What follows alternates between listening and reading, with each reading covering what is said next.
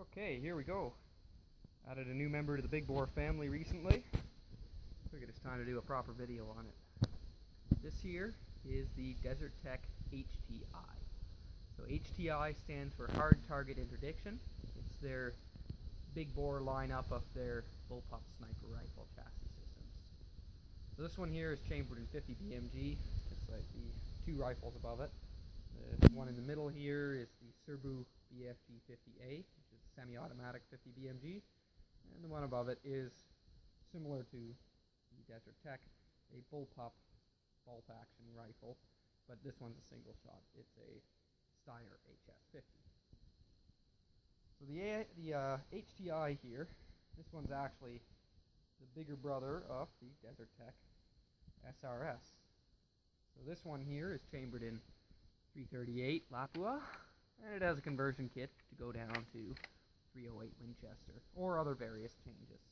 This one was kind of the big rifle that put Desert Tech, or Desert Tactical Arms, depending on whatever their name is at the moment. This one put them on the map. So they have a quick change barrel system, and some really clever features integrated into these rifles. And everything that was pretty much good about them got transferred over to their HTI, Hard Target Interdiction. So, from the factory, this rifle, depending upon what you get it with, will probably end up running you around $10,000, plus or minus, depending upon where you are. Canadian dollar is not too great at the moment, so we kind of got walloped with the exchange rate. But, it's a very nice rifle. Let me run you through some of it here. So, first off, as always, we'll make sure it's safe. Open the bolt. We have an empty chamber and an empty magazine. So one of the neat features here, the Desert Tech keeps us the feature in their bullpup rifles to keep the length even shorter, is a telescoping bolt. So what happens is, as you start pushing the bolt back, you see it actually telescope into itself. And this back part's really almost more of a dust shield than anything else. So, then it comes forward, expands, and then locks into place. You've got a big paddle magazine release here at the back, and 5-shot single stack 50 cal magazine.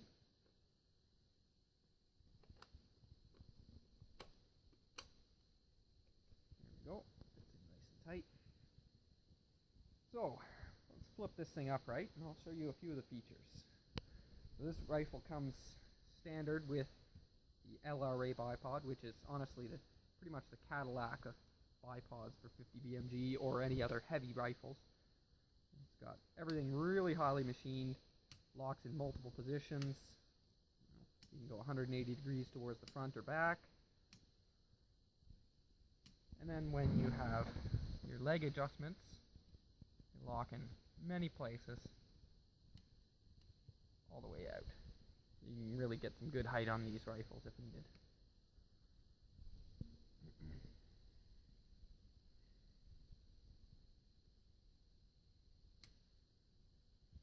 And it also comes with a cant lock. So you can unlock it, adjust the cant on your rifle, lock it down. You can just snug it lightly so you can just kind of barely move it with a bit of force, or if you want, you can cinch it right down. It's not moving anywhere. So we'll start at the front, work our way back. So at the front you got a really nice, well-designed muzzle brake. It's quite nice for the shooter. However, with this being such a light rifle, like this rifle with the scope and the bipod weighs 23 pounds.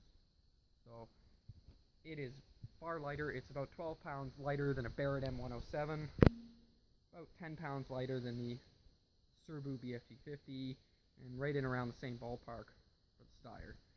And the best part is, most of that weight is right at the back. You can actually offhand shoulder fire this gun.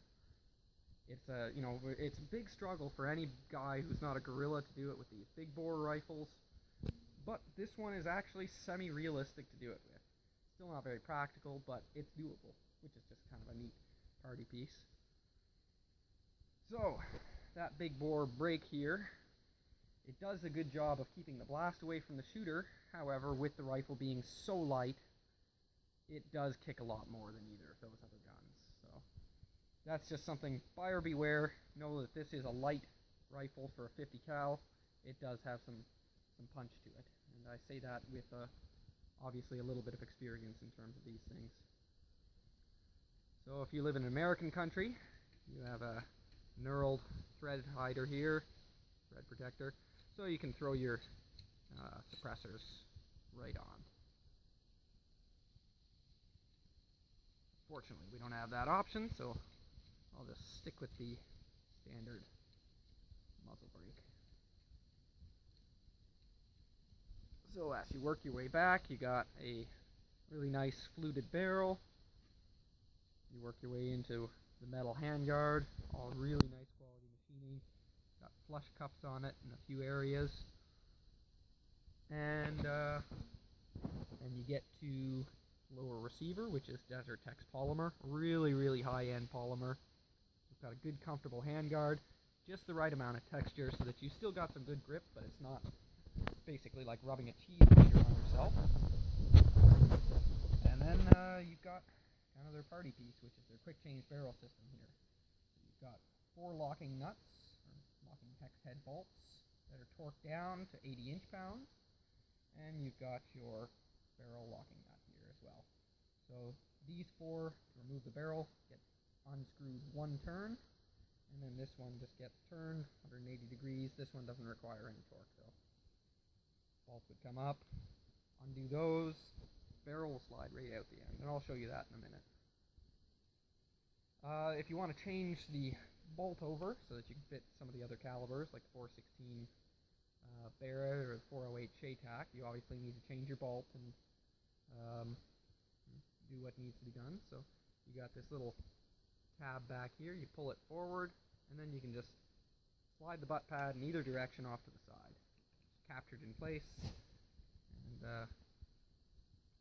pull your bolt up and out. Right out the back. So here you can see that telescoping bolt system.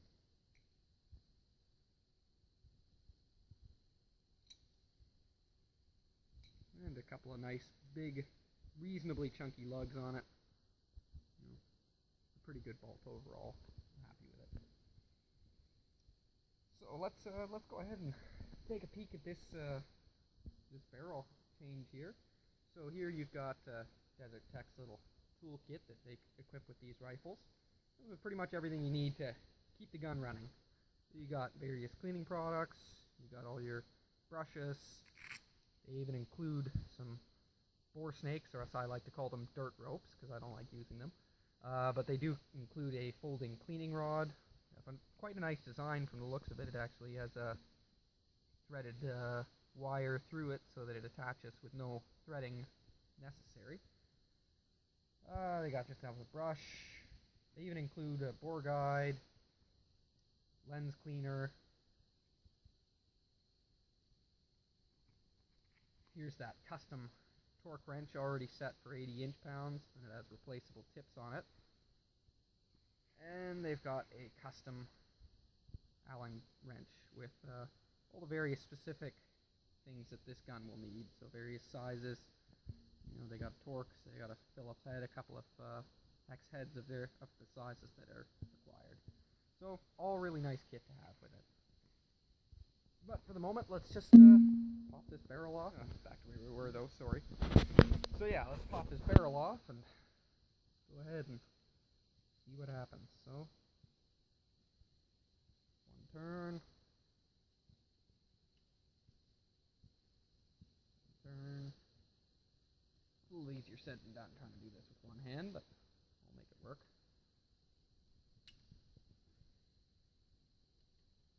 Turn. And then this one here just gets turned 180 degrees. There's no torque necessary. That's it. That unlocks your entire rear of the barrel, which this entire area is all clamped. And you come to the front.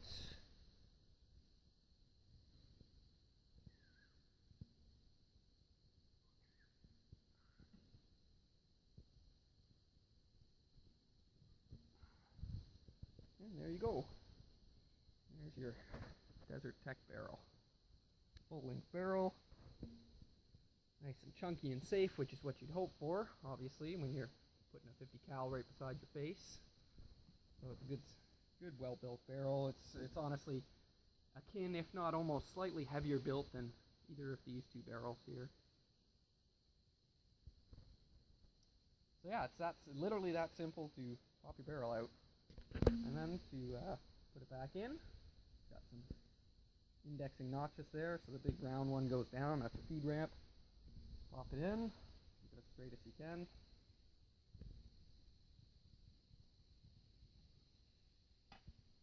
In. Slide her in, wiggle her around just until you can feel it index, and that's it. Locked, no motion. They've improved the indexing system. It used to be just a small pin, but now it's quite a bit larger. So slide your bolt in, close the bolt. That'll headspace it for you.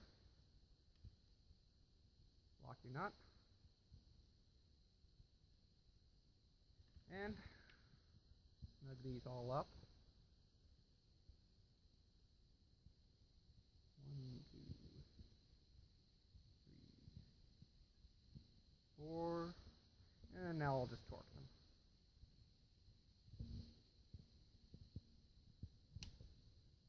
That's 80 inch-pounds right there.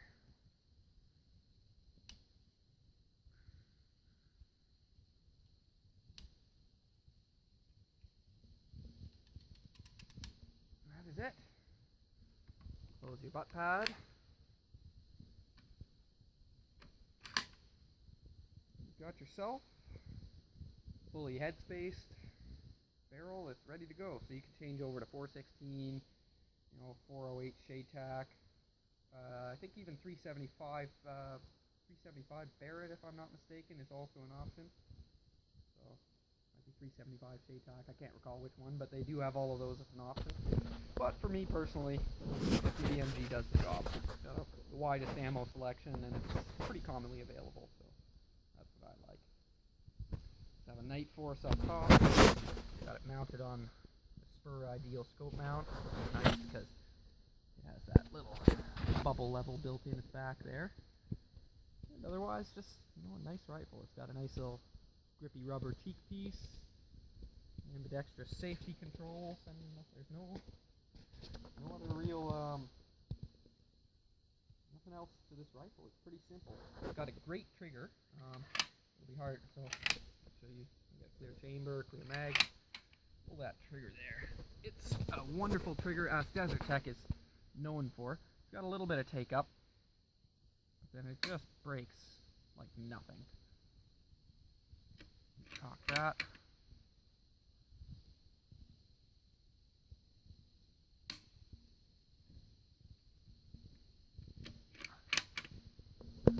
Try here.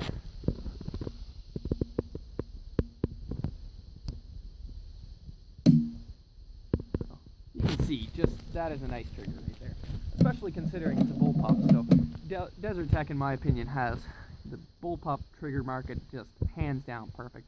Breaks right in around probably about 3 or 4 pounds. I haven't weighed it yet, but it's just such a crisp trigger.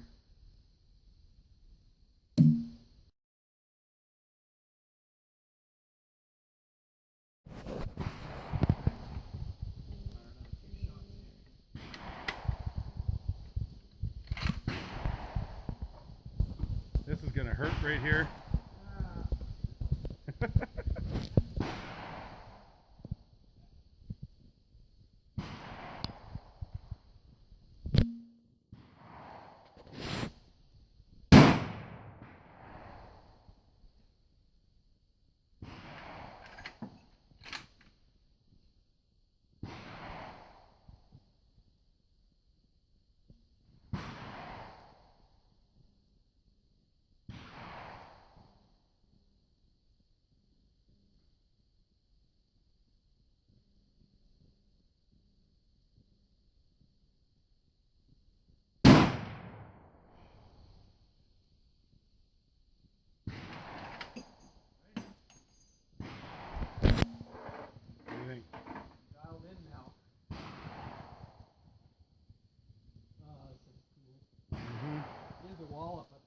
Gives a hell of a kick, man, when I was looking. Gun. Ready, but I am. You'll be fine. Should have dry fired it.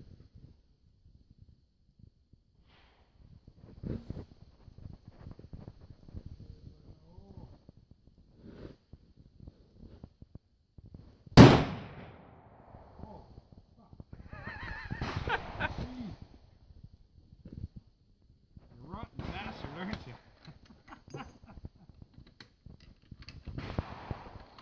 You don't mind? No?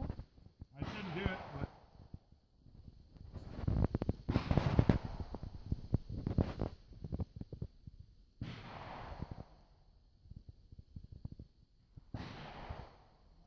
really? Yep.